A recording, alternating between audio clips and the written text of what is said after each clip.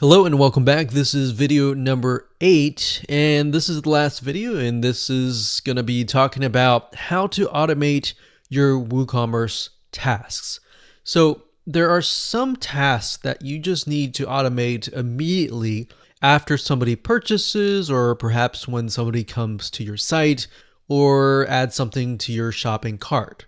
So there are two different avenues that you can take. Number one is Zapier, that's Zapier.com, as you can see here. Zapier has what we call zaps, or automation processes. So if something happens, then something else happens. So for example, if somebody purchases, then you can add them to your email list. Or when they purchase, not only do you add them to your email list, but you also send them an email. You can also do something like if they add something, let's say for example, to the cart, but they do not purchase, but they've signed up, then you could trigger something to email them. And if they don't respond, let's say within 72 hours, you could email them 10% discount coupon. So there are a variety of things that you can do in terms of Zapier. Now, I just want to show you as an example, if you go to Zapier and you log in and you type in WooCommerce and you go here are just some of the many different ideas that you can implement. So for example, it says save new WooCommerce orders to Google Sheets rows, add new WooCommerce customers to active campaign as new contacts, update contacts in active campaigns based on new WooCommerce orders.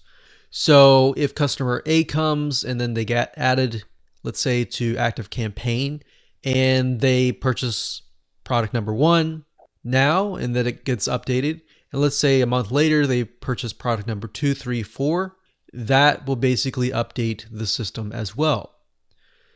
So not only that, it's not just all about email marketing. You can add them to, let's say, for example, your QuickBooks, your tax records, your accounting, bookkeeping.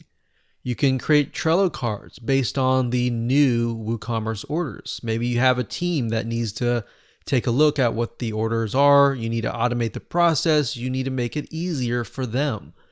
So as I scroll down, you can see the many different automation processes and tasks that you can implement. So another one, you can say add new WooCommerce orders to GoToWebinar as registrants. So if we keep scrolling down, you can see there are hundreds of zaps or automation tasks just for WooCommerce. Now, in addition to Zapier.com, there is another plugin, an actual WordPress plugin. So Zapier is not a plugin, it's actually a website, a SaaS platform, as you would say. But if you wanted to do more than that, there's a nice little plugin called the Uncanny Automator WordPress plugin. And this plugin is something that you would install directly into your WordPress platform. So Zapier, on the other hand, would work outside of your WordPress site.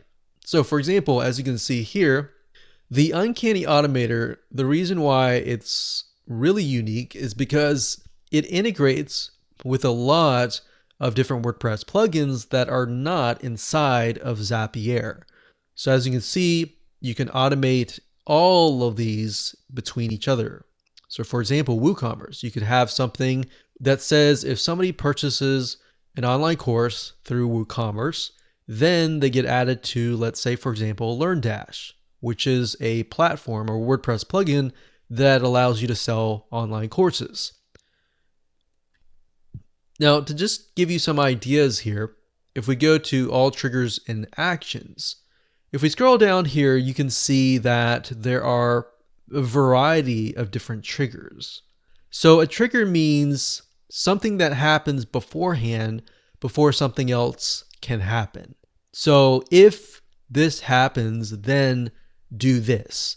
So that's what a trigger is. And then the action is what happens after the trigger initiates. So we have Gamma Press, we have Gravity Forms, and more. So for example, you could say, okay, if somebody fills out a form, Gravity Forms, and you have that WordPress plugin, you could say if a user submits a form, or a user submits a form that contains a very specific value, then do this or do that. Maybe add them to an online course, or maybe add them to your membership site, or maybe create a pop-up or add them to your events calendar. There's so many different triggers and actions that you can create with the Uncanny Automator. This is a WordPress plugin that we've tested and we've really liked, and it's definitely worth it. Now, in terms of cost, if you go here to the main site, you click on Buy Automator, you can see that there are a variety of recipes that you can create. Now, the main difference between Zapier.com and this plugin is that with this plugin, you can create unlimited actions and unlimited recipes. With Zapier, on the other hand, you do have a limited amount of what we call zaps or trigger and actions. So with this one, you can create unlimited, whereas with the Zapier, you have a limit of that. But on the other hand, Zapier also provides access to over 1,500 apps, whereas the Uncanny Automator really focuses and hones in on WordPress plugins. So these two systems we highly recommend. We've used, we've tested, and we've really enjoyed using them. There are many other sites out there that do this kinds of things, but we've really narrowed it down to these two sites. And you can access the Uncanny Automator by going to automatorplugin.com. That's automatorplugin.com. Or you can simply go to google.com and do a search for the Uncanny Automator.